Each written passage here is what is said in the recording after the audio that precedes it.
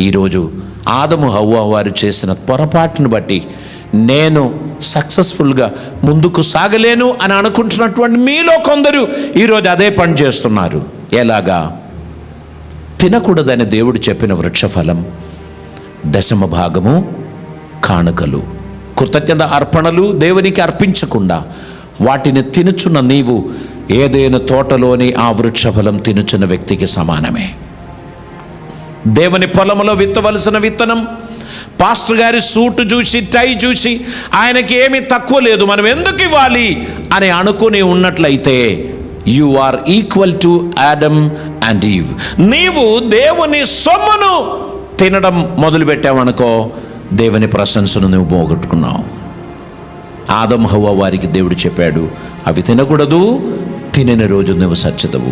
ఈరోజు క్రైస్తవులను అపవాది లోపరచుకున్నది ఎక్కడ తెలుసా?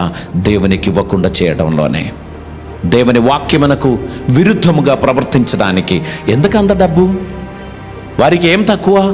ఎందుకు ఇవ్వాలి నీవు అని అనుకొని వ్యతిరేకమైన ఆలోచనలు పుట్టించి ప్రభువుకు ఇవ్వవలసిన దాన్ని ఇవ్వకుండా స్వయం స్వాహా చేయడానికి అపవాది ప్రేరేపిస్తున్నాడు. గనుక స్కానింగ్లో కనబడని, ఎక్స్రేలో కనబడని, బ్లడ్ టెస్ట్లో కనబడని, ఎంఆర్ఐ స్కాన్లో కనబడని కొన్ని ప్రాబ్లమ్స్ నీ బ్రెయిన్లో ఉంది, నీ బాడీలో ఉంది.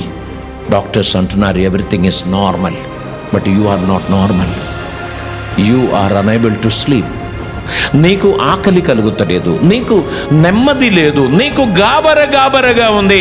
అది డాక్టర్స్కి అర్థం కావడం లేదు. బహుశా ఈ చెప్పబడిన అంశాలలో ఏదో ఒకటి నిన్ను బాగా వెంటాడుతూ ఉంది. అందులో నుంచి నువ్వు తిరిగి రావాలి. మారు మనస్సు పొందుమని ప్రభు పిలుస్తున్నాడు. ఈరోజు మన జీవితం ప్రభుకిష్టమైనదిగా సమర్పించడానికి ఎంతమంది ఇష్టపడుచున్నారు? బహుశా ఈ సమస్యలు ఏదైనా నిన్ను వెంటాడుచున్నట్లయితే ఈరోజు నువ్వు రియలైజ్ అవ్వాలి, నువ్వు తిరిగి దేవుని సన్నిధికి రావాలి. ఒక నూతనమైన మార్పు నీ జీవితంలో సంభవించడానికి ఒక ఉత్తమమైన నిర్ణయం తీసుకుందాం.